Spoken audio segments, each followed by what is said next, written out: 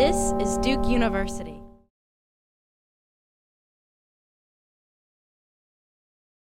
Welcome all. My name is Kelly Brownell. I'm the Dean of the Sanford School of Public Policy. And I'm very happy to welcome you to our school and to our community. And I'm so happy to have Tony Kushner here and the others who have been so involved in making this happen. Before I begin with introductory comments, I'd like to address a few housekeeping details. First, please turn off cell phones. And at the end of the presentation, we will have a period for questions and answers. And there's a microphone to the rear of this room and then up on the first level of the building right above the microphone down here. So to pose a question, please step to a microphone. And also remember that the lecture is being recorded. And now on behalf of the Sanford School of Public Policy, I would like to welcome all of you to the Crown Lecture in Ethics for 2015. The Crown Lecture in Ethics brings speakers to campus to discuss compelling ethical issues in the fields of art, science, medicine, business, and social policy. Why are we so interested in ethics? Terry Sanford founded this school with a very deliberate focus on ethics, a conviction that rigorous analysis needs to be coupled with an abiding awareness of the fact that policy choices inevitably involve value conflict that our students needed to understand and be thoughtful about, including considering trade-offs involved in such conflicts. Sanford has a course in ethics, which remains a required part of our core curriculum and is imbued with a concern for ethical issues. Our Heart Leadership program, well known in the school, has courses that address moral courage and how it is important to effective leadership. Our DeWitt Wallace Center for Media and Democracy teaches a required course called News as a Moral Battleground. And Phil Bennett, who directs the DeWitt Wallace Center, will play an important role in today's proceedings. For that reason, we are pleased to have the opportunity to talk with Pulitzer Prize winner Tony Kushner, a playwright, author, winner of the 2012 National Medal of Arts, and tonight's Crown Lecturer. He joins distinguished company in this lectureship series, including the Children's Defense Fund founder Marian Wright Edelman, Nobel Peace Prize winner Shirin Ebadi, scientist and author Jared Diamond, New York Times columnist Tom Friedman, U.S. Senator Bill Bradley, and others, including Jody Williams, who won the Nobel Peace Prize for her work in banning landmines. This also includes Harvard professor Howard Gardner, to my right, a very well-known psychologist who has transformed the field on thinking about the concept of intelligence, who was the Crown Lecturer in 2011. The lecture series itself is made possible by a gift from Lester Crown and the Crown family, who are longtime friends and supporters of Duke University and have served the university in many capacities. We are grateful for their support and vision in choosing ethics as a focus for the annual talk to the Duke community. Sanford Professor Phil Bennett will engage Mr. Kushner in a conversation about art and politics. Professor Bennett is the Eugene Patterson Professor of the Practice of Journalism and Public Policy and is the director of the DeWitt Wallace Center for Media and Democracy. Phil was the managing editor of the Washington Post between 2005 and 2009. He was the foreign editor of the Post for 6 years, in which the paper's international staff won 2 Pulitzer Prizes. As the Post managing editor, the paper won 10 Pulitzers. More recently, while on our faculty, he was the managing editor of Frontline, the public television broadcast program on PBS. We're delighted that Phil has joined our faculty and he's able to take part in the event tonight. Paula Crown, a 1980 Duke graduate, currently serves on the Duke Board of Trustees. A highly talented artist, she and her husband Jim Crown are with us here tonight, and I would like to invite Paula to introduce our 2015 Crown Lecturer.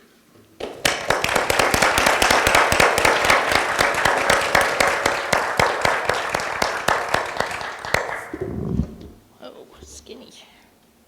Thanks. Thank you, Kelly.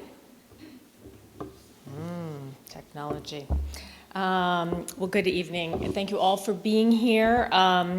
President Bradhead, Mrs. Bradhead, Provost Kornbooth, it's wonderful to have you here. It's hard to believe this is our 13th lecture. It's been quite an astounding lineup, and we welcome Tony Kushner this evening. And I've worked hard to get Tony here. I've been quite enthralled by his work over the years, and it's really an honor. Tony's a renowned playwright, activist, and value-based thought leader. You may know him for his two-part drama, Angels in America, for which he won the Pulitzer Prize and 2 Tony Awards. He wrote the screenplay for the award-winning movie Lincoln, based on Doris Kearns Goodwin's A Team of Rivals. Just as a fun fact, Mrs. Goodwin was a Crown lecturer in 1999. In an interview about the 20th anniversary of Angels in America, Tony commented, "There's a responsibility in any public articulation.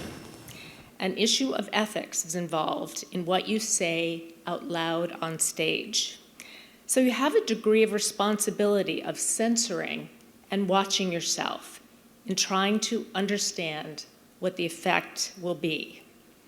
What refreshing words in a time where abusive and uncivil language abound, and unenlightened discourse received a disproportionate share of exposure. On our college campuses, the places we look to advance knowledge, promote understanding, and develop the next generation of civic leaders, recent news is difficult to comprehend. Students are expelled for racist chanting. Fraternities are closed for photographing fellow students in distressed and compromised positions. And a well-known private college club asserts its First Amendment right to send out invitations, viewed by many on campus to be demeaning. The social media site, or antisocial, more accurately, Yik Yak, creates a virtual chat room in which one can post anonymously without accountability. At such times, one must be present to the fact that freedom of speech is a right and a responsibility. Other people matter. Our shared community matters. Our articulations with the world beyond resonate. We need to understand their effects in order to improve our civil society.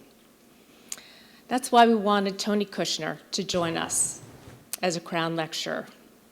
His name is added to an extraordinary list of distinguished guests who have spoken to our community about important ethical issues and their implications.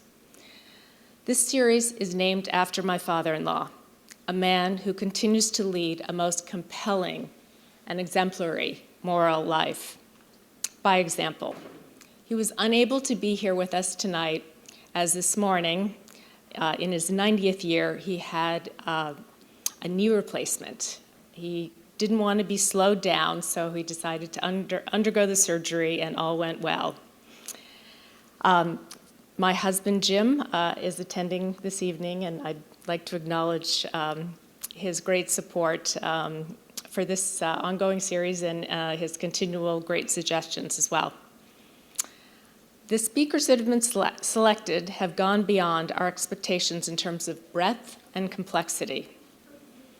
The subject matter has been pertinent in legal issues, medical, and political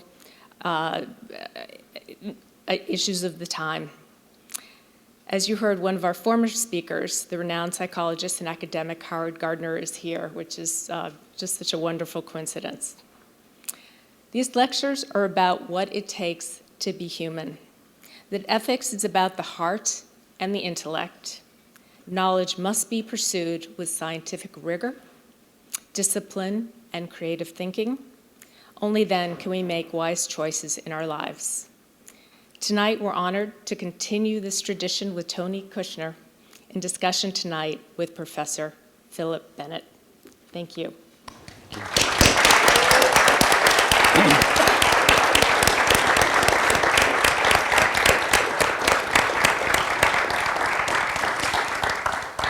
Well, thank you, Paula, and thank you, Kelly. I think you've given us a powerful and provocative charge that we'll take up and we'll sort of work our way towards in this conversation. As Kelly mentioned, we'll speak till about a little bit after the top of the hour, and then open it up for questions. So we'd like to involve all of you in this discussion. Maybe we'll start in college and start a little bit with the relationship between art and politics. Probably the most famous picture to survive your college years of you is not a picture of you sitting at a typewriter or holding a pen or even a diploma. It's of you holding a protest sign at your graduation. Okay, right. At your graduation. And so I wanted just maybe to start by asking, in your own experience, does your artistic vocation and your vocation as an activist seem to have a sort of common origin and come from the same place, or did those interests converge as you got into your work?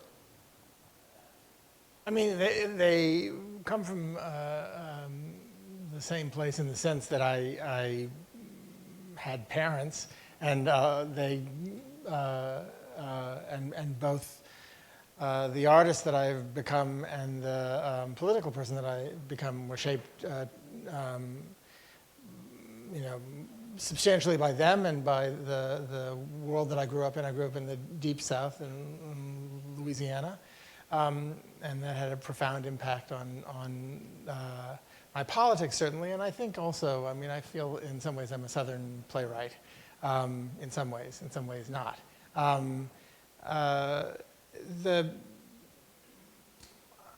know that when I arrived at Columbia University to do undergraduate work, I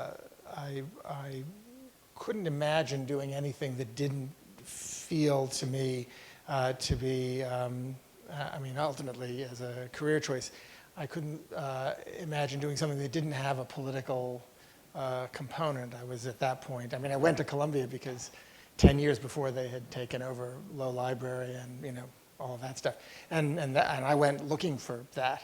It seemed very exciting to me, and I felt that there was a way to be a theater artist and an activist at the same time, in a way to combine activism and art. I don't feel that as much now as I did back then, but the discovery, I think, more than anything else, of Bertolt Brecht's work was a door open. It made it possible for me to make a decision to become, at that point, a theater director and ultimately a playwright, because Brecht showed that it was possible to be fully engaged in the life of your times and also a serious artist. And my parents were both classical musicians, so I don't know about a combination of politics and art for them, but they were both politically minded people. So Brecht says, famously that art shouldn't be a mirror to reflect society, but a hammer to shape it. And is that the way it seemed to you when you were starting out, that writing was a moral or political act? I didn't feel that it had to be. I actually feel more strongly now that all writing has a politics and an ethics, and that the lack of a declared political content doesn't automatically make a work of art reactionary, which is what I felt very strongly when I was in my early 20s. The main thing in finding Brecht is that not so much his politics, although his politics are extraordinarily interesting, but the fact that his poems and his plays are spectacularly beautiful and complicated and rich as any works of dramatic literature. And he was one of the two great poets, German language poets of the 20th century. And the poems are overwhelmingly beautiful and moving and powerful. And so I think I was attracted to him because he was a great artist who also had an eye towards the political. He was born in revolutionary times and survived, terrifyingly reactionary times. But I was, I think, originally drawn because of the possibility that he seemed to offer, that one could be deeply engaged and not just produce kind of flat propaganda. That it was possible to do a play like Mother Courage. I mean, it's only possible to do that if you're Bertolt Brecht, if you're a genius. I was in my early 20s. I didn't realize how hard that was. But it offered an example that was enormously compelling. And I took a class in Marxism, a class in European drama, which is where I first encountered Brecht, and a class in Shakespeare, all in my junior year at the same time. And they got into a very electrifying conversation in my head. Brecht helped me understand Marx. Brecht helped me understand Shakespeare. Shakespeare helped me understand, because they're all fundamentally dialectical forms and indebted to dialectics. So that was, I think, a powerful part of it.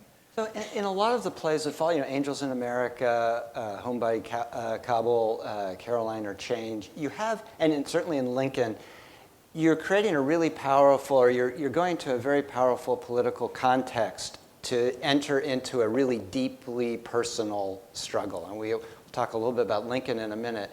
But does that just, does that reflect some feeling you have about the way that political contexts shape individual moral decision-making? Or is that just sort of looking for drama where you find it? I'm a traditional narrative realist dramatist, even in the screenplays that I've been doing. I work with Spielberg in part because I think we share an attraction to that sort of thing. And there's an inescapable connection, I think, between narrative realist drama and individual psychology and the individual psyche. And I've been in therapy since I was, conceived. So I'm also, I'm an old-fashioned Freudian crank, but I'm very, very drawn to the psychodynamic and to theories of the unconscious. And, the older I get, the more this is to say something incredibly obvious, that all of these different sort of epistemological frameworks are meaningless on some level. There's theology in politics, there's politics in theology, there's certainly theology and politics in psychology and philosophy and all of these things, and they at some point I think become less interested, or at least I've become less interested in sort of clearly dividing them. I think that the sort of idea that all politics is personal and all personal relationships are political is not anything new, but it always seems true to me. And the idea of, one of the ideas of doing theater, at least, is to incarnate in a living, breathing, talking body on stage some combination of forces at odds with each other and at odds with other forces in society, and then set various incarnations of these on stage to do battle with one another. And I think that's been true since Aeschylus. So I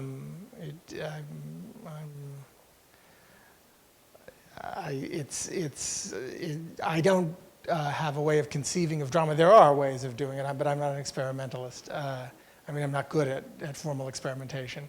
So I think I just always go back to the kind of building blocks. Is you have two people on stage. One of them wants something. The other one either wants for this person to have it or doesn't, and then you see what happens. And that's... So that's interesting because, if you take, Paula was mentioning around the 20th anniversary of the premiere of Angels in America, and that was understood at the time as a very topical, really both reflecting something very important happening in the society and also as a catalyst for discussion about that thing. I'm curious what you think about its sort of enduring relevance. It was staged, it's staged all the time. It was in Brooklyn last fall in Dutch, no less, as you know, and it's still done on college campuses. And yet, we're at that, for college students in the audience, 1991, when the first part of it premiered, was such a long time ago that back then there was a Clinton and a Bush running for president against each other. And, but it's had real enduring power. Does it come from from the dramatic structure or the moral issues that are being, as you see it, performed and staged over and over? I try not to ask that question. I mean, I'm terrified. I want to live for a very long time, but I want to make sure that I die before people stop doing my work. I don't want to sort of sit around in my apartment looking at clippings. So I try to avoid asking the question of why the play has lasted. I'm always sort of have a suitcase packed under the bed for when they find out that I'm really no good at this and I can get out of town quickly. I mean, I think it's a good play. I think that and I do think that the dramatic situations hold. The analogy that I always use with this is a Doll's House. That you can watch this play that was written 116, 17 years ago, or longer than that, 130 years ago, and the situation of women all over the world is still fraught with peril, and women still face terrible forms of oppression all over the world, including in the supposedly advanced and developed world. But the situation of women in industrial societies is not comparable to the position of women in Norwegian society in 1880. So why is it that when you sit and watch this thing, I can't say that it's as electrifying in 2015 as it was back then when people were unable to move after watching it. But it's still staggering and shattering and electrifying. And how is that? And it's, because as I was saying, the political and the personal are, words that we use to sort of try and tidy up something that can't be tidied. And there are times when oppression is most noticeably coming from the outside, is externalized, is beating down your door. And then there are times when oppression is held inside, internalized in some way, possibly an external form of oppression that's been internalized, or possibly just, your parents were really lousy to you and you're going to spend a lot of time trying to get them out of your head. But everybody knows what it's like to walk out that door. Everybody knows how terrifying that is, or suspects that they will feel terrified if they ever do what Nora does. So the play is, I think, as long as there are human beings, going to have its value, and it will hopefully someday the problems of gender and patriarchy that Ibsen was describing will really cease to be noticeable features of the social landscape. But even then, I think that the play will still work, and it outlives its moment of relevance, which I think is. There are some plays that make a big splash, novels, movies that make a big splash because they hit at exactly the right moment, and then you sort of see as time passes whether there's anything else there. Well, maybe that's a good segue to Lincoln in a way. And our core subject is ethics. So I want to just to frame the Lincoln. It's like I think I'm nervous because I'm like, what am I doing here? I don't even know that I'm a particularly ethical person. But anyway, it's like. Okay. Well, then let's forget Lincoln Well, let's talk about Lincoln. No, we're gonna get there. Yeah. Okay. So and I was thinking about. Abraham Lincoln and thinking about, starting by saying, well, let's say Lincoln had kept his private emails on or government emails on a private server. How would that have complicated your work? He did. Yeah. I mean, Seward told him one of the two great pieces of advice that Seward gave Lincoln were long before he ran for president. When they first met in Boston, Seward said, you have to get interested in slavery. You have to. You have interesting ideas about it. They were sharing a bed in a hotel room in Boston because there were no other beds. And Seward said, this is going to be the defining issue of our time. And if you want to you have obviously great talents. If you really want to make a mark, you're going to have to really, even though Lincoln was, I think, afraid of tackling the subject, Seward said, you really have to start to talk about it and make it one of your issues. The other thing that Seward told him was never leave any piece of paper around that you don't have to, which is why when he was assassinated, they found like scraps of sort of dry runs for the second inaugural address, but pretty much nothing else. I mean, they incinerated everything.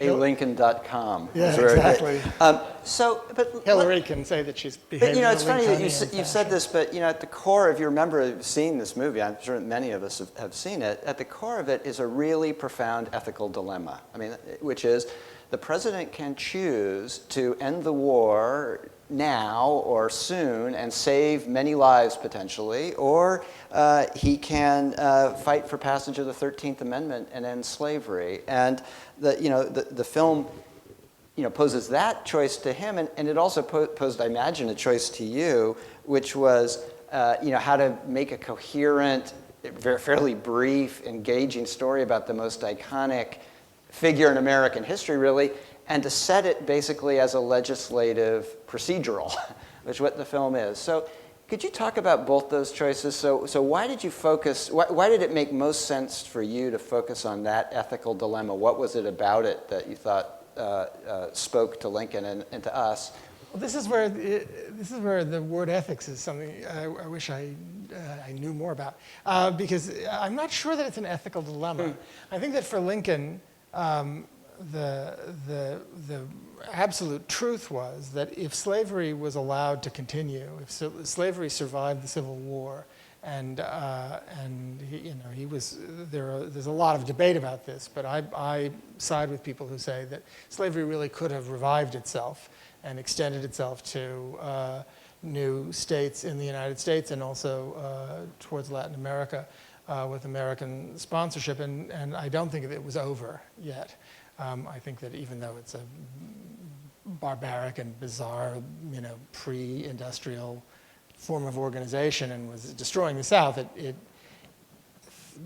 barbaric forms of social organization can often sort of survive and have long lives. So I don't think it was over, and I think Lincoln's fear was that if it survived, in addition to the repugnance that he felt about the institution of human slavery, which I think was very deep and very real, he knew that, as he said, a house divided against itself cannot stand, that the Civil War would prove to be simply a bloody interval with a fake peace sort of intermission that would be followed by another civil war or by the dissolution of the United States, which for Lincoln meant not just the dissolution of this country, but of the idea of democracy. This is still the middle of the 19th century, and the question of whether or not a people's government can actually cohere is a big debate. And he meant it when he said we were testing whether this proposition can endure.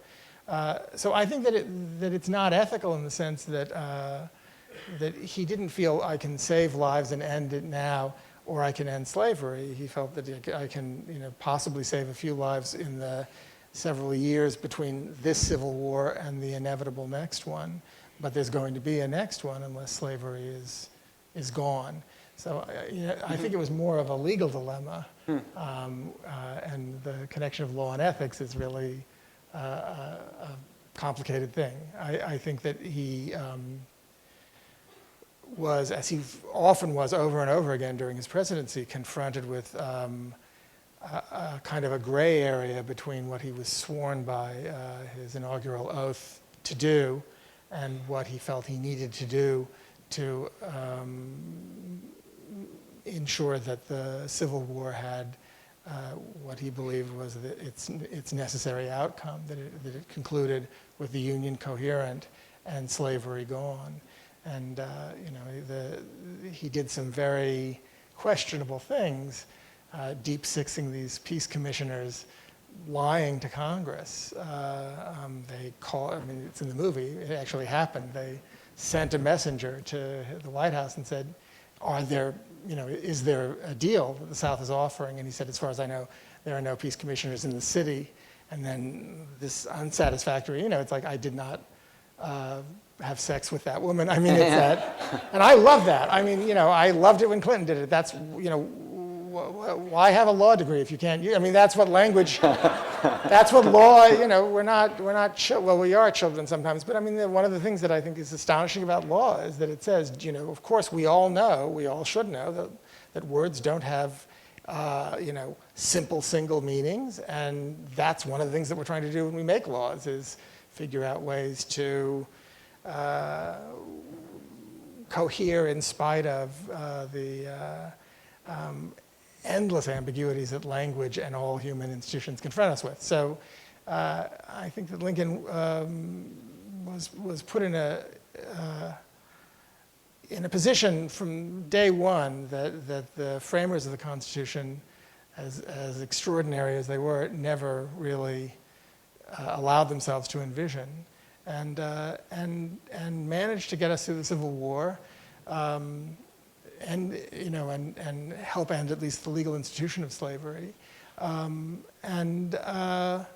not end up as a dictator, and not end up destroying democracy in the process of trying to save it. And why did you find that the way that was resolved in the Congress was the right way to attack that dramatically? Well, I mean, when I told Steven that I took 6 months to say yes to writing the film, because at first I thought this is just a terrible, I'm going to wind up. I mean, I think Steven felt that at some points. I know Daniel Day-Lewis did. It's like, how are you going to make this work? It's going to look like a car commercial for President's Day. I mean, there's going to be a guy in a hat and a beard. And I take the word genius very seriously. I think that it should be reserved for the 2 or 3 people that come along every century who just are able to do, for reasons that normal mortals cannot comprehend, things that human beings really actually shouldn't be able to do.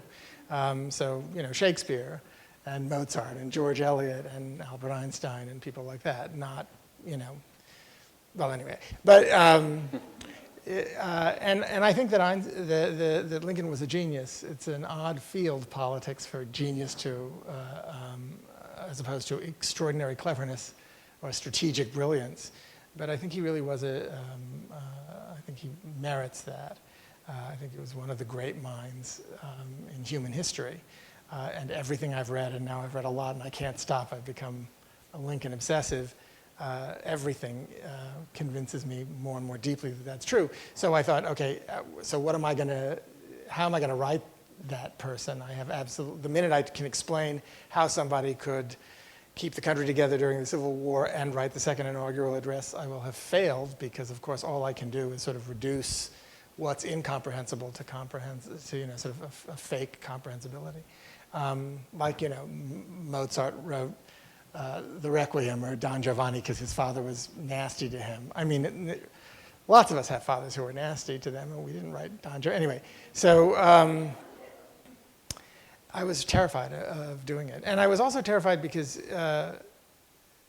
there's simply no life in American history, maybe in all history, that compares to Lincoln's especially in the 4 years in the White House.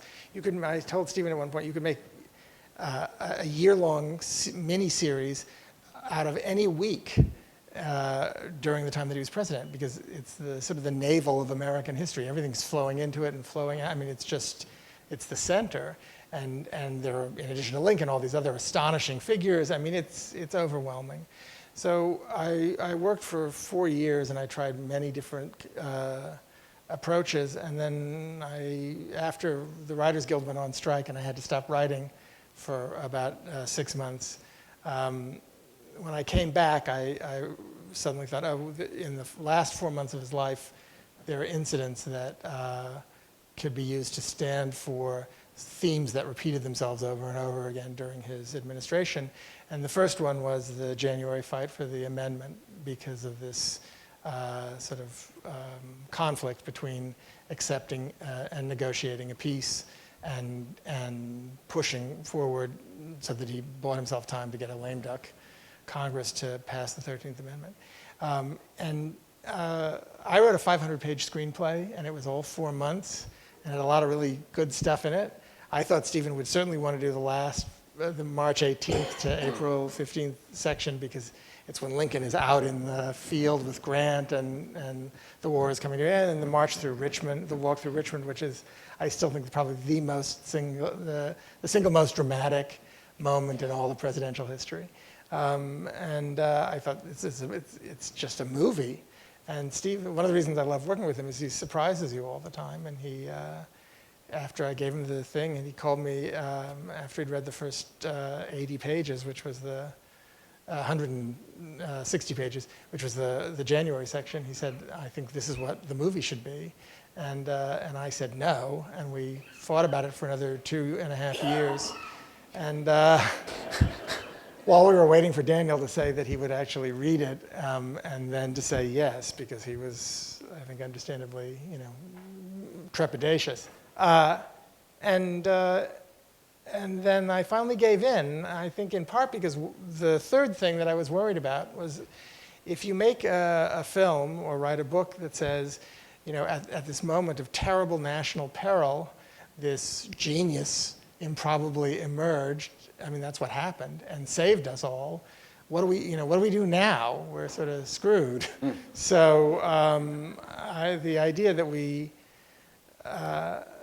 sort of focus entirely on this irreplaceable, inimitable figure as the answer to our problems is a way of saying there is no answer to our problems. And there's nothing less likely as the hero of a drama than the House of Representatives. I mean, it's like, It will never happen again. It will never happen. Well, certainly not in the next couple of cycles, probably.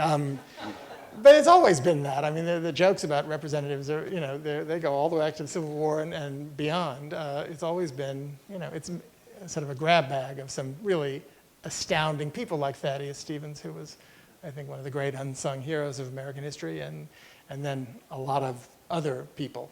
Although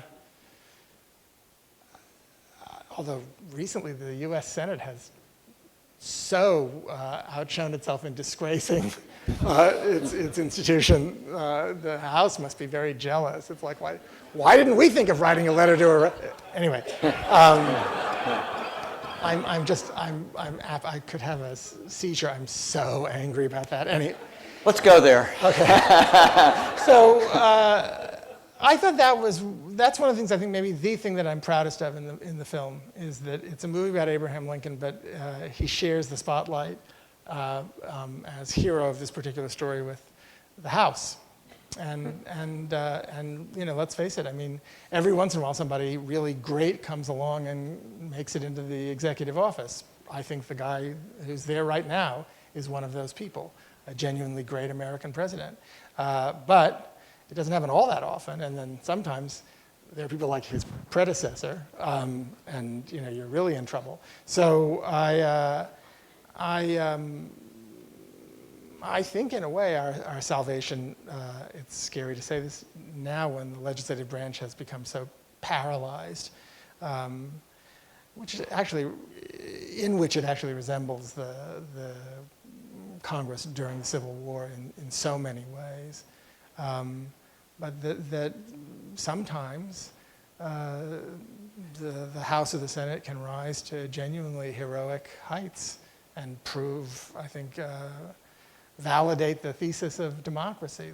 So, Lincoln was seen, and widely discussed for, being a parable of this, or maybe of compromise, which I know that you've disputed, and other features. I mean, even today we have, the enduring popularity of historical dramas. Selma, Hamilton now, in New York, been compared to Angels in America.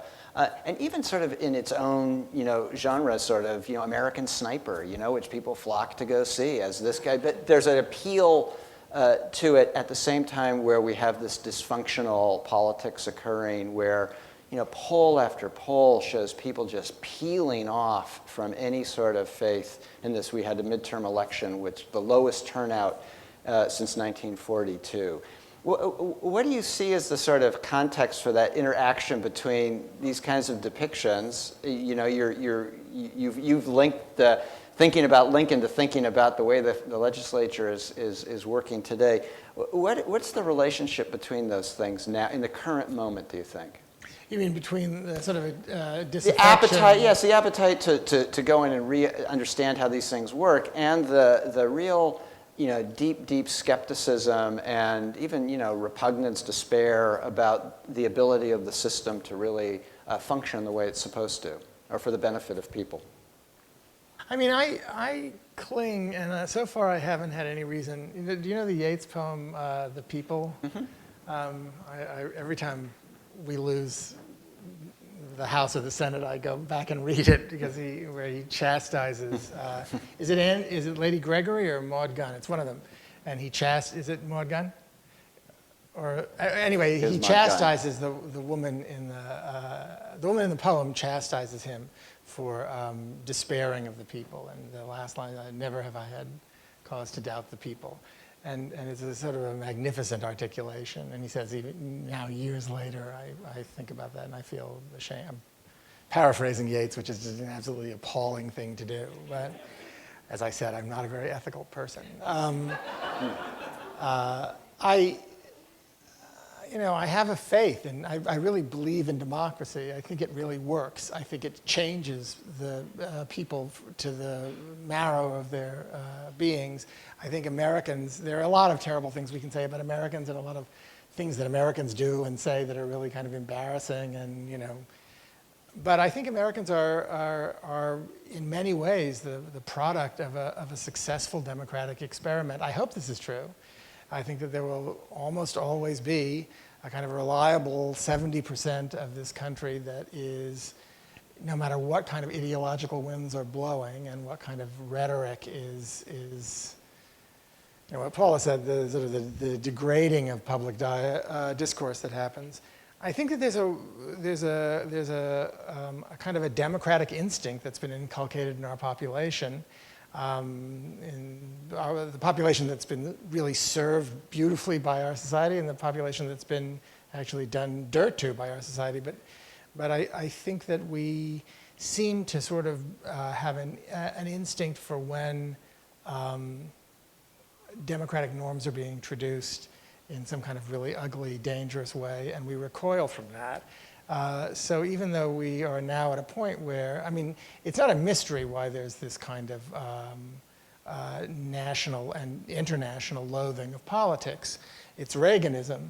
It's an ideology of ego-anarchism that despises government and that has used the idea of government and the idea of politics as set them up as kind of hobgoblins to have scorn and contempt heaped upon, and I think that you do that for 40 years, you're going to wind up with a widespread set of assumptions.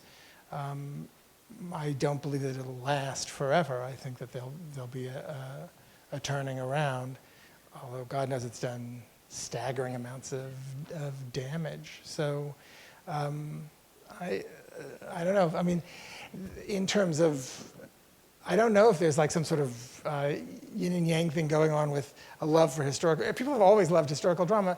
Again, going back to Aeschylus, history will always be the subject of kinetic representations in art of human life. I've said this a lot, but I think that serious historical scholarship, the discipline of history, is a study both of what's known and also of what's lost. And the one thing that a real historian can't do is go to those places in the record of the human race where it falls silent, where things have been lost and we don't know what was said between Grant and Lincoln in that house in Petersburg at the end of the war for an hour when they talked. The point of historical drama, I think, is exactly its ability, and it's in a way the point of all art. It brings the dead back to life. So it can do something that's impossible. It's like Shakespeare's, romances, that that they're not really back. That no one can bring the dead, you know that Orpheus always loses. And I think that that's why we need art to address history, because otherwise the record contains too much evidence of mortality and the finality of loss, and I think there's just a great need to imaginatively fill those holes. Let's pick up some of Paula's comments earlier, because what I heard in that was, uncivil speech and action and entering sort of the sacred spaces of universities in that case, but it's true in many spaces. And you actually said something that is not exactly on point, but it's in the same area, which I read in an interview that you gave to a student interviewer, and you were talking about the picture of reality being created over the internet, and you said, I think there is a kind of terrorism directed at the young in the form of facts and news and information. A different way of interacting with language and creating dialogue around events that perhaps is relevant to what Paula was mentioning. I mean, do you sense that that's a shift in the society or in the culture that's important, or is it sort of a wave going along at its normal rhythms of misunderstandings or it being what? Is there a when I think of one of the things that's broken down in the political culture is a sort of language of communion between people who disagree, right? So even the term political theater, which is used dismissively a lot of times, but it's actually the way that politics is carried out in many cases, that those conventions have broken down. And then I think with the internet, what I took from that was something a little bit different, but that's that it's so hard to make sense of the world as those ways of communicating and those ways of understanding language break down. So I'm not sure that's what you meant by that statement, or I'm not sure. I mean, I say all sorts of things, and then they I got them. I have them all here, and then I have to sort of dance away from them as quickly as I can. I just want to. I don't know if this is an answer, but it's something that you said that struck me. I'm not sure that the breakdown in civil discourse is something that we need to deplore. I think it does reflect a reality. I mean, I think that I don't think that it leads to dysfunction. I think there's a genuine ideological rift that is expressed in, the depth of it. I think that, I said this earlier, I think that there is a vast gap between people who are incapable of conceiving of the social or the communal, people who absolutely are terrified to admit that anything other than some sort of like monadic individual entity that's entirely self-sufficient exists. People who are terrified of the notion of indebtedness and of connection. Ego-anarchism is a late 19th, early 20th century term for kind of a right-wing anarchism, and I think these people really are anarchists. I think they really genuinely, I wouldn't say they don't believe in government, they don't understand what government is, they don't get what it's for. And I think between people like that and the sane people, there's like a huge gap. And so it's not entirely surprising to me that we're sitting there barking at each other across this gap. And I think that, you can only have a shared language when people have a genuinely good faith investment in some common ground. And I think that we've lost that. And again, I count on the fact that ultimately, I think that Americans, for the most part, value democracy and will not let this country completely come unglued. But I hope I'm right about that. I don't know. But I don't think that we're going to persuade one another. I think that there were times, obviously, when immensely, when towering accomplishments were made because of the art of persuasion in at least one branch of the government or the other. I don't think that that's something that we can look at. Yeah, no, so I wanted to ask about gay rights because you've drawn a line between civil rights movements and the gay rights movement, and even talking about relationship between, in your mind, between Lincoln and President Obama, there's a sort of continuity there. And I just wanted to ask you whether or not you thought the Supreme Court was going to put in a constitutional framework your marriage, for example. Do you think that's going to happen? What's your sense? I think it seems, who knows what they're going to do. It's such a scary court. But what really scares me is, I mean, it would be enormously frustrating and obviously genuinely terribly disappointing if they don't finally say, okay, the 14th Amendment, you know, you're a suspect class, the 14th Amendment is, you know, covers sexual minoritarians. We can't have the kind of fragmentary patchwork mess that we're in right now. The pressure has been created to make a federal national ruling that's coherent and clear and just ends all of this stuff. And Windsor was certainly the first step, but now they have to really make the next step. And of course, it's wonderful that Scalia, grumbling in his dissenting opinion, gave people, I mean, that's just great. I love that.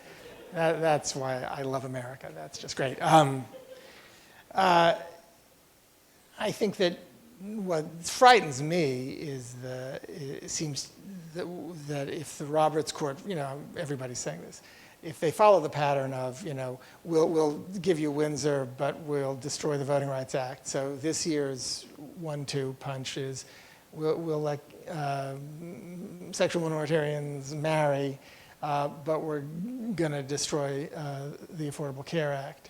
And that would be calamitous to the economy. It would be, I think, a terrible blow to historical proportions. To you know, so I'm clenched for that. I don't know. I mean, they've done some really terrible, you know, Citizens United. I mean, they've done some really terrible things. So I don't know. And President Obama, I mean, you've probably spent more time than many public intellectuals on the left defending him against other people on the left, progressive critics of President Obama's, to say nothing of the other side. Where would you locate sort of the dramatic core of the story of the Obama presidency? Like if you were to, you know, I mean, you described Lincoln as a sort of, you know, ruthless pragmatism or moving very determinedly towards a certain thing, which I'm sure that people in the Obama administration would like to think that they're also doing in the face of legislative obstacles and others. What do you think, if you were to sort of describe what you think the core of that story is that resonates, what is it? I mean, of course, Lincoln had one great advantage over the, you know, in the House and in the Senate during the Civil War. Fully 40%, I think, of the desks were covered with American flags. They were the empty desks of people who had seceded. So he had some tough people to deal with. I mean, the Democrats during the Civil War were a pretty dreadful bunch of people, and there were various others who were hard to deal with, and the radical Republicans, who I admire enormously, gave him a very hard time. But you know, think how much easier it would be for President Obama if Mitch McConnell had seceded and all those like him. I mean, that would have been a good thing. Who's ever covering this for the Chronicle? So you've just got your, no. So, you know, it's a really good question. I don't know. I don't know what I mean, I'm very, nothing dismays me more than the left's propensity through the course of history to shoot itself in the foot and to fail at moments, because I think I'm a progressive person, and there are times when there are conservative positions that seem to me to have a certain amount of nobility, but I've said it many times before. I think it's a thought disorder. I think it's an inability to think through causality to its final conclusions. You stop at some point when it starts to threaten something that you don't want to have threatened. And I think that much depends on progressive people making sense of the world and making common cause with one another. Brecht says it's the world's one hope. And, there are many instances in history where that didn't happen, and catastrophe and Holocaust was the consequence. I find it, you had mentioned the very low voter turnout during the midterms. I mean, there are always low voter turnouts during midterms and so on, but why was it so low? And it's like, well, we've spent 6 years now, I mean, since they announced that Rick Warren was going to speak at the first inauguration, people just deplore, oh my God, he's worse than Bush. Oh my God, he betrayed us. I mean, people literally were saying that before the first inauguration. I think that there's an absolute failure on the part. It's very easy to be a critic, and much harder, I think, to be I probably shouldn't say that in a university, but anyway, not critical thinkers, but critics, drama critics. I think there's a great luxury and pleasure in powerlessness. It gives you absolute freedom to be pure, because you don't have to do anything that's going to immediately start to screw around with your personal purity. And you can believe that politics is an expression of personal purity, which it never is. And democratic politics, especially small d democratic, mustn't be that, because what about the people who aren't like you? And I feel very angry about the way that before the Defense of Marriage Act was gotten rid of, before gay serving in the military became law of the land, before he said, I believe in same-sex marriage. A lot of people in my community, the LGBTQIA community, were railing against him. They actually took him at his word that he was evolving on the issue of same-sex marriage. It's like, the man is a constitutional law scholar. This is not a difficult thing, whether or not all marriages in the United States should be, performed on a non-discriminatory basis. That's not hard. And of course, Barack Obama always believed in same-sex marriage, but he was the first black man running for president, and he won. And you couldn't say in 2008, by the way, I'm an African-American man running for president, and also I believe in same-sex. I mean, it wasn't going to happen.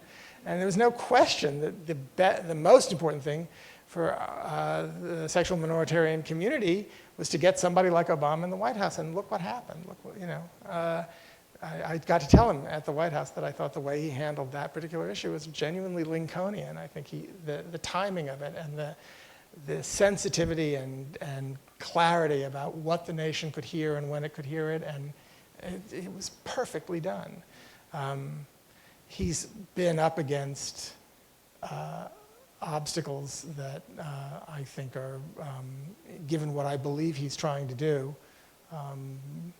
as formidable as those that faced Lincoln, which, as Lincoln said, were as formidable or more formidable than those that faced Washington. I mean, I think, but I think that when the history books are written, he's going to be seen as somebody who, if we do turn the ship around, if we do start to recognize ourselves again as a democracy, I think Barack Obama will be seen as a critically significant figure in that process. And so, So, and in a couple of minutes, we'll open it up for the audience so people can start thinking about what they'd like to ask Tony. I wanted to ask you about... I'll tell you what I want to write a play about. Yes. I was going through a file that I keep in newspaper clippings, and I just found this thing that I clipped out, and I think it would make a great play about our times. It's that in the New York Times, in the 2012 election, when all those people who were part of Karl Rove's PAC flew to Boston for the big Romney victory celebration. And then, of course, that didn't happen. So they all went to Logan Airport to leave. They were all very angry at Karl, who was having his meltdown on Fox News. And apparently in Logan Airport, if you have a private plane, you go and you sit in a little house somewhere apart from the rest of the airport, and they call your name out on a tannoy as your plane is ready and you leave. So these people, but there were so many people with private planes in Boston because they were there to celebrate the Romney presidency. They were like packed into this little house and waiting for hours and hours and hours. And then their names were called out, one, Coke, and et cetera. And they would leave this little house and then get sort of sucked out into the night sky. And there's something sort of like, I don't know, that's such a beautiful, it happened. I don't know, so maybe and I'll wrap up on because I do want to ask you about what you're actually doing, which it seems to be like a million things at once, right? So I've read that you're writing a play based on Barbara Jordan. You're doing something about writing a screenplay for Viola Davis she's going to play Barbara Jordan. And we have something really cool that I'm not going to tell anybody about, but that's connected to that. Now, is that the HBO project, or is that something else? No, the HBO project is a series or a mini-series, and I can't tell anybody what it's about. I'm trying to write it. I'm really intimidated by what's on television now. I think there's such astonishing work on television, and it makes me feel very old. So I'm nervous about that, but it's. And you're doing something on Eugene O'Neill too? I have the first act of a musical. It was an opera. We did it at Glimmerglass. Janine Tesori, the composer, and I, about the death of Eugene O'Neill. Because as I said, I'm an old Freudian and Oedipus. It's time, killing daddy. So and I have a screenplay that's about half done on O'Neill. Yeah, so tell us about that. So, many people look at your work because of its, there's a sort of prescience associated with it, from Angels in America at a time of great ferment over that issue. You started writing about the Taliban before anybody in this country really had heard about the Taliban, and that play is finished in 2001, right? Opened about a week and a half after 9/11. Yeah, so, and then, of course, Lincoln and others. So now you've chosen a figure from 19th century Italy. So tell us about him and why you're doing that project and how that happened. I just handed in the third draft yesterday. It's based on a book by a Brown professor of Italian, David Kurtzer, called The Kidnapping of Edgardo Mortara. And it's a true story in 1858. Well, it starts actually in 1851, 52, when this lower middle-class Jewish family in Bologna, Italy, during the time that most of northern Italy was part of the Papal Kingdom, the Papal States, and ruled temporally by the Pope. They had 7 children, and Mariana Mortara, the wife, had just given birth to a baby. The baby got a cold, and it looked like the baby was going to die. And the family employed a 13-year-old Christian girl as a kind of maid, and she was very fond of the baby. So she was shopping for vegetables and said to the grocer, if he dies, he's a Jew, what's going to happen? The grocer said, he'll go to purgatory. And she was very upset about this, so she said, what can I do? And the grocer said, well, you can baptize him. Anybody can do it, and it's very easy. Just make sure they're not looking and do it. And so when the parents weren't in the room, she threw the water on the baby and said the words. And the baby didn't die. She was fired. She got pregnant by an Austrian soldier. Anyway, she had left the Mortara's employ, although they were very nice to her. But about 5 years later, when this baby, Edgardo, was 6 years old, Mariana had another baby, Edgardo's brother. That baby also got sick and died. And when Anna Morisi, the serving girl, heard about the death of this baby, she said, oh, it's too bad that I wasn't in the Mortara house. She said this to a friend. I could have baptized this little baby the way I baptized Edgardo.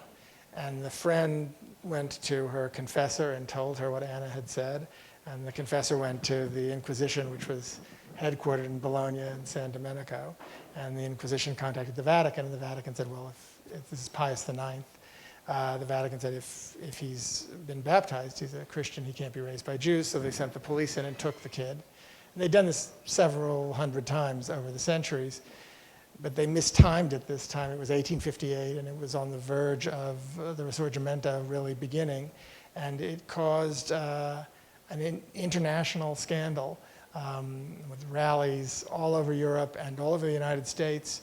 It brought the Jewish community all over the diaspora together and gave Napoleon III wiggle room to overcome the right-wing Catholic opposition in Parliament in France to join forces with the Piedmontese and drive the Austrians. See, this is why I've worked on this for a long time. It's really complicated. But anyway, a case can be made that, and even people like Antonio Gramsci make this case, that the Mortara case helped bring about the Risorgimento.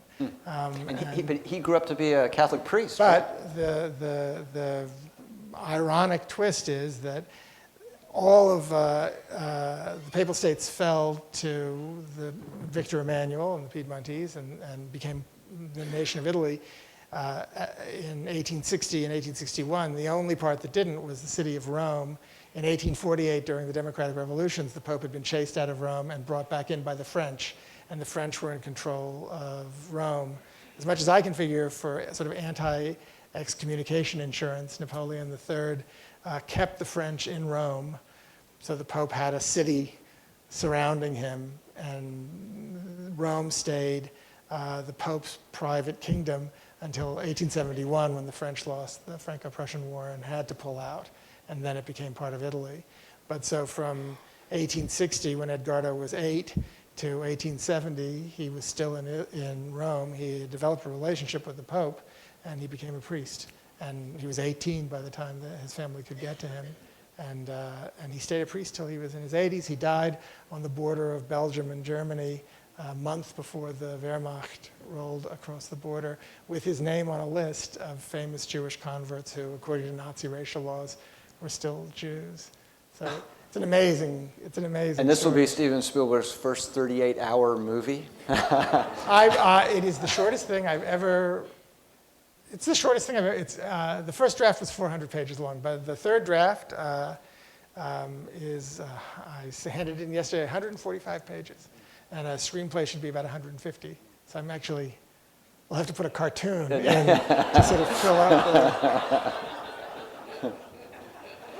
Okay, questions? Yes, now can you move back to that microphone there so that people recording this can pick up your question? And while you do that, let me ask you one other. I did have a question from one of my students who has followed your work, and this is what she wrote. This is in her words. You're famous for last-minute, improvised, sometimes panic-filled approaches to finishing and staging plays. This is something students can empathize with.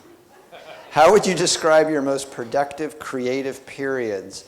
And what would you say to students looking to create? Don't use me as a model for anything. I mean, the thing that I always say to my when I teach playwriting and to anybody who asks me is, I think the biggest, the most important piece of knowledge I think for a writer to have is that writing is praxis. It's idea and action. It's a material and ideal thing combined, material and immaterial thing. You don't form the idea in your head and then take dictation. I think the thing that produces writing block, whatever that is the terror that it's not there yet in your head, and so you mustn't put it on paper.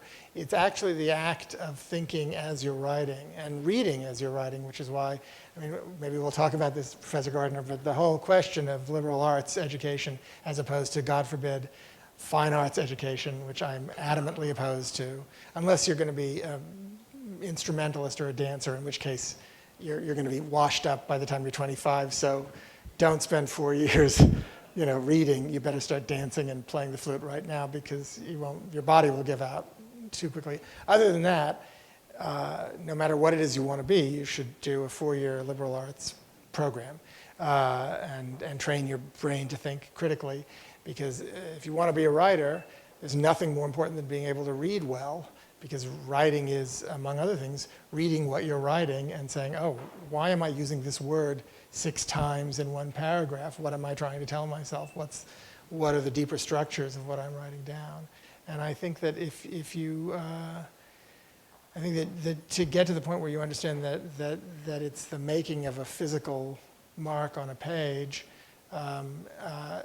in combination with thinking that really produces the writing, it'll keep you going and prevent you from having the kind of panic-stricken moments that your student unkindly So I think it's, you know, I think that being able to do work at the last minute, which is the only way that undergraduates survive, is the danger is that it becomes a party trick. And you start to pat yourself on the back, not because what you've written is really great, but because you did 25 papers and stayed up for 6 days and passed, you know, and then blacked out. I mean, that kind of thing. And it can carry far past your undergraduate years. And it is. It's like, okay, that's impressive, you know, like being able to, you know, wiggle your ears and anyway. But it's not as impressive as actually doing something good that will last. And I'm trying to police that more and more, you know, as I get older and older. Okay. Sir? Thank you. Part of politics is claiming the ethical higher ground. And I'm interested, I suspect you've given what I'm going to ask you some thought, which is the use of the Holocaust to claim ethical higher ground. And I'd want to know what you're thinking about how people make use of that and what's an ethical way to make use of the concept and the history of the Holocaust.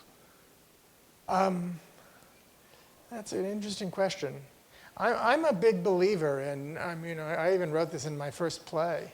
My character says, if we accept that the Holocaust is, you know, the sort of the standard of I mean, a sort of a universal signifier of human evil,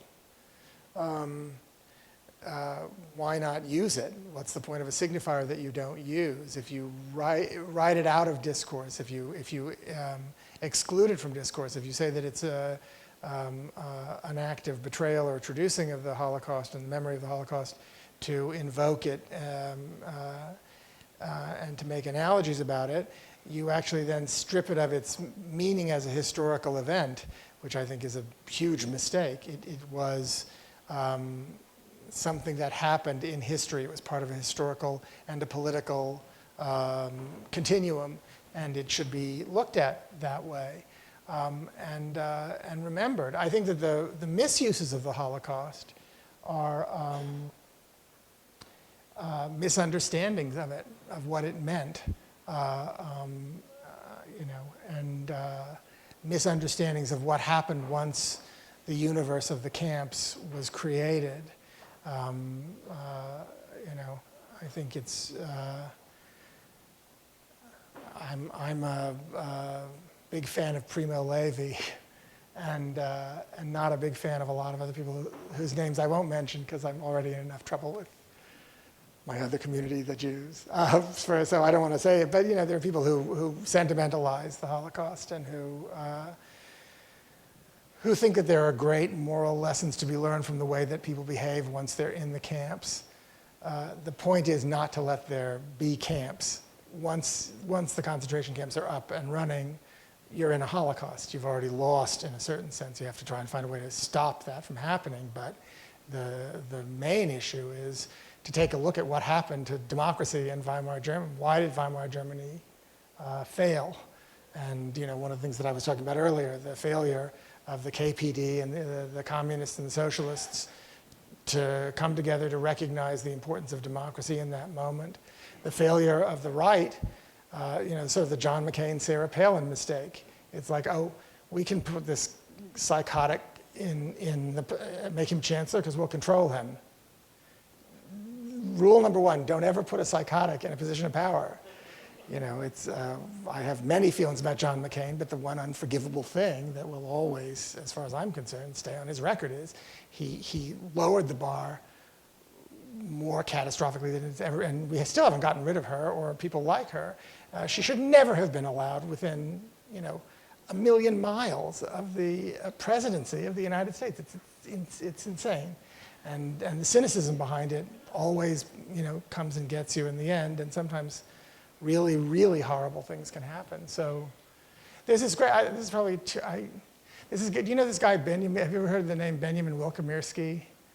He was, everybody's forgotten him now, but about 10, 15 years ago, he wrote a book. He was a Swiss Jew, he said, and he wrote a book called Fragments, and it was a memoir of his life as a kid in the camps. He had been, he said, through many, many, many concentration camps, and it's a short book. It was a huge success in Switzerland when it was published, and then all over Europe. And then it came to the United States, and Schocken Books published it here. And while he was on tour in the United States, a Swiss journalist started to publish articles in Switzerland saying, this guy actually isn't a Jew, and he made this whole thing up.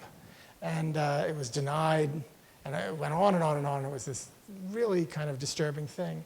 And, oh God, I'm going to screw up his name. The Holocaust historian, Raoul Hildeberg. Wallenberg. Wahlberg.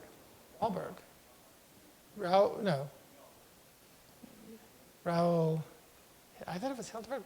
Anyway, he's sort of the one of the two most significant figures in Holocaust history. He was teaching at Hebrew University when all this was happening.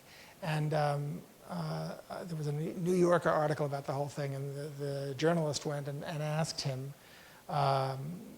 what he thought, when it really became clear that this guy, Wilkomirski, was not a Jew and had not been in the camps. And she said, and I think he's also a survivor, and she said, how do you feel about somebody using this, the Holocaust this way? And he said, this great thing. He said, I understand that this man was apparently an orphan in Switzerland and grew up in a Swiss orphanage.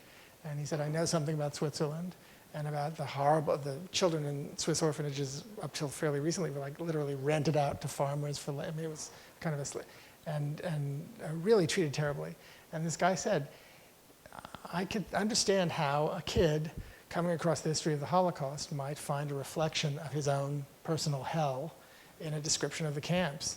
And this should be available to people. I mean, he shouldn't have lied, but this should be available as a way of expressing what you've gone through to everyone. So I thought that was a reasonable way to think about it. Name? Hilberg. So I was pretty close. That's not bad. I mean, Go ahead. Okay, so one of the things that I think is most interesting about our generation in general is that there's such an abundance of stories. It's not really possible to be Abraham Lincoln anymore. You could just go on the internet and get a ton of information about basically anyone you want.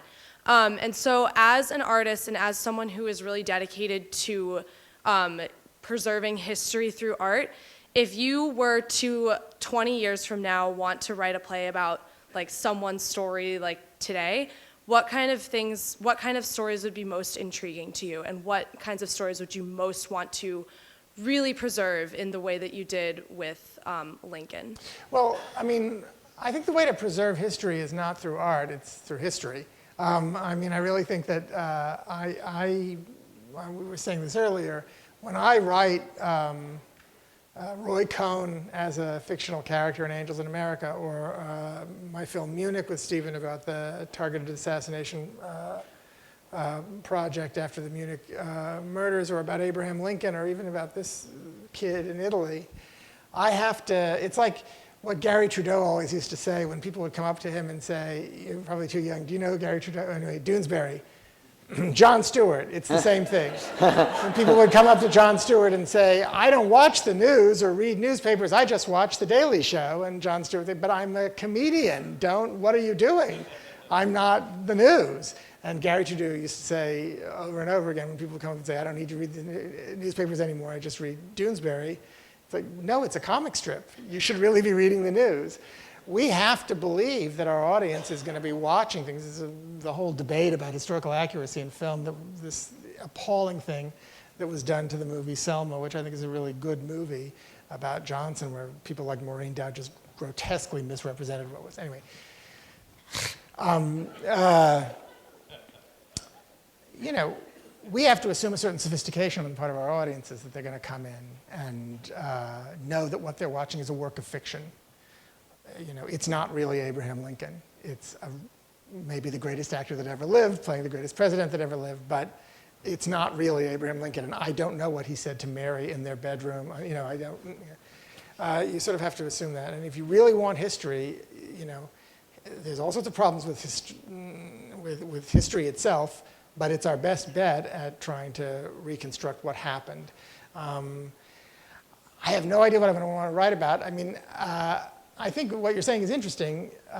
I thought about this a lot during the whole thing with the Sony, the North Korean hacking the Sony emails, that, you know, we're soon clearly going to arrive at a place where we know everything about everyone all the time, or we're going to have the option of doing that. And that's you know, a deeply fascinating thing. The choices of people who want to avail themselves of that ability. I think that there are even some of those tensions alive in the controversy about Edward Snowden. I mean, you know, the knowability of things now, which is exponentially greater to a fantastical degree than it ever was before in human history. And I don't know what happens to us. You know, we're changing. We're not, the digital revolution is making us into cyborgs. We're changing into something that will be, when your first question, I think you said, it's not a picture of me sitting at a typewriter. And I thought, yeah, I'm that old. I actually did write on a typewriter. My first play was written on a typewriter. But I mean, you know, the idea of writing itself is, I think, increasingly in peril. So, you know, it's, the world is changed. I don't know, because I'm not sure exactly how to answer your question, but how's that for an answer? Thank you. Good, okay. Yes. Yes. Yeah, hi, thank you. First of all, I want to say that as a fellow writer, I admire the passion and discipline that you bring to the task. Now, as the writer of the Munich screenplay, I've done a lot of research into that story, and it's clear why Spielberg wanted to do it, and I think it's a great compliment to you that he reached out to you. I have just one question about that, is I just wondered why you did not include the Lillehammer incident in the screenplay, because to me that kind of brought in a bitter and ironic ending to the whole episode that I think would have been very important to include. I'm sorry, I missed the last thing you were saying. You think? I wondered why you did not include in the screenplay. I got that. Yeah, but I think it would have brought a bitterly ironic kind of finale to the whole story. That I like our ending better, I have to say. I mean, the Lillehammer thing was, you know, there were certainly instances in the assassinations that we depicted of these guys making mistakes and paying a high price for making mistakes, which is in a sense what happened in Lillehammer. I mean, they killed somebody who was a waiter from Morocco, right? And that's horrible. I think we also, and we didn't show anyone who was absolutely innocent being killed, but actually we do. In the raid in Beirut, there are bystanders who were killed.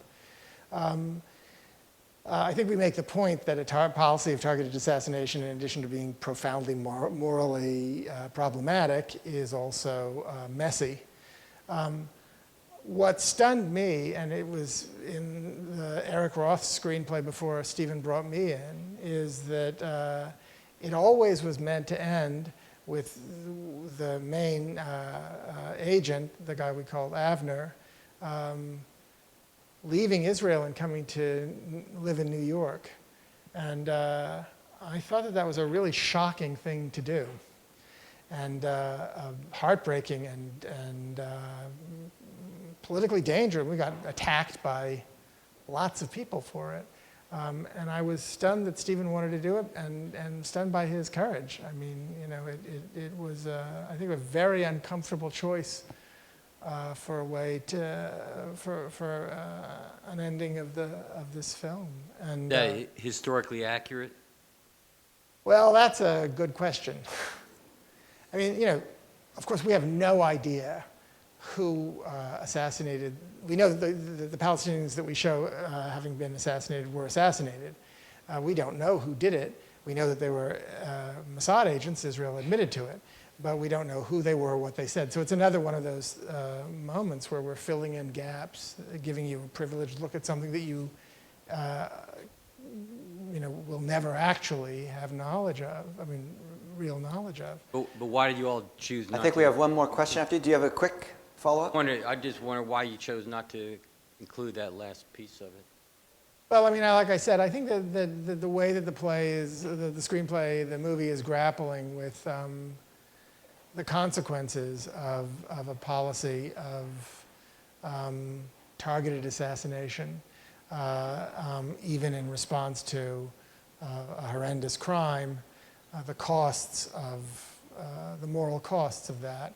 And I think that we felt that the ending showed this guy grappling with and coming to terms with in a rather courageous way you know, a terrible moral dilemma that eventually winds up severing his ties to his own country and sort of performing a reverse aliyah. And I thought it was a kind of a shocking and legitimate thing to do. So we have one more question, and yes. So, you know, we're here in the South, and you grew up in the South in a particular time, and you're also Jewish. So I wonder if you could speak to race, ethnicity, to power, your experience with that, to a sense of right and wrong ethics, and how that sort of affected your work and more sort of the way you see the world today. Oh my God. Well, I mean, the easiest way for me to answer it is that I think that you know, I grew up in Bayou Country, Louisiana, on the border of Texas. Louisiana is not a southern state like other southern. No southern state is like. I mean, even Alabama and Mississippi are different. Each is worse in its own way.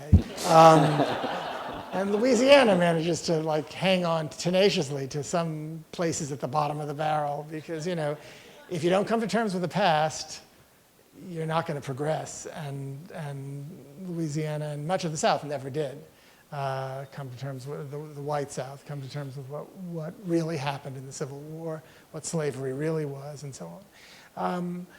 But you know, so I was growing up in Louisiana in the late 50s, early 60s, during sort of the apogee of the African American Civil Rights Movement. It wasn't happening in Lake Charles, Louisiana. It was happening, you know, in Selma.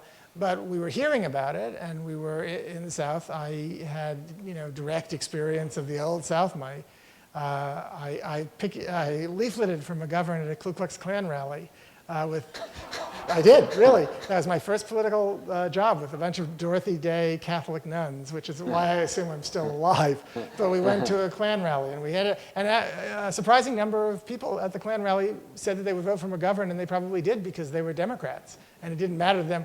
They were not going to vote for anyone who was a part. It was before the Southern strategy really started to work. So they were not going to vote for a Republican because that was the party of Lincoln. I still know people in Lake Charles who will not carry a $5 bill, literally, in their wallet. Seriously. You know, they're nuts. Anyway, the most important thing for me, the most important moment in terms of that is when I was in high school. It was during Nixon, and there was busing. And the high school that I was supposed to go to, which my father had gone to when he was a kid, was an all-white high school. And the year that I entered, it was turned into a 50% black, 50% white high school. And there were, you know, editorials in the right-wing newspaper, and people just tearing their hair, and they're not going to let their children go to this school, and there's going to be race riots and wars and everything. And of course, none of that happened. By the end of that year, there was a white homecoming king and a black homecoming queen, and there were police outside the gym because they thought there was going to be huge fights, and it was nothing. It was all fine. It worked. I was on the debate team, and it was completely integrated. And I feel like so unlike my cousins in liberal New York, I actually had close African-American friends. I went to school with them. I went to their houses. I mean, we knew each other in a way that my family up north was living a much more segregated existence. And the school got immediately better and more interesting. Teachers began to sort of step up their game. I mean, the whole thing really worked. And then there was white flight. They passed a bond issue. They built a school 700 miles in the sticks so that all the white kids could somehow or other, I don't to this day understand the machinery of that, but Lake Charles High School, my high school, became completely African American and then defunded, and it's gone now. But for a little while, I saw an example of social engineering through, I hate the term activist courts, because what court has ever been more activist than like the Rehnquist? But anyway, through a determined judiciary and legislature and executive branch, that the federal government could engage in a social experiment, in an act of social engineering, and it really worked. I think it was a momentary glimpse, and I think a lot of us felt that during the 60s and early 70s, a glimpse of what, with enough political will, this country could actually become. And I've carried that, all my life. I also learned, I think just by virtue of being in the South, that, the African-American civil rights movement is the paradigm. It's the model of achieving revolutionary change through a combination of political action on the street and elected, and a government that can respond to that action, and that without, oceans of blood being spilled, society can become radically transformed. And so that was a valuable lesson. And I'm glad my parents moved us down to Louisiana when I was 2 for that reason. Maybe a few others as well. It's very pretty. But I think that's... Tony Kushner, thank you very much. Thank you.